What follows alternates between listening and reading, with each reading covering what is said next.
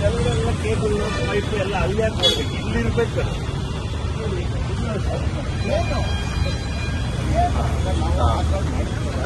ಇದೆಲ್ಲ ರೋಡ್ ಅವ್ರು ಅಂತ ಕೇಳ್ತಾ ಇದ್ದಾರೆ.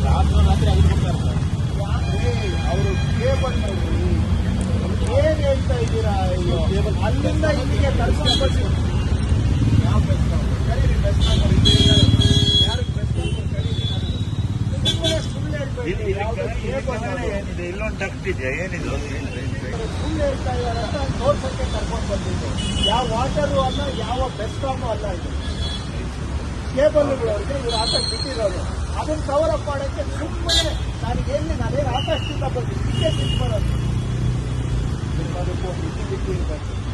ಏನು ಒಂದು ನೋಡಿದ ತಕ್ಷಣ ಹಿಂಗೆ ಕತೆ ತಿರ್ಗಿಸ್ತಾರೆ.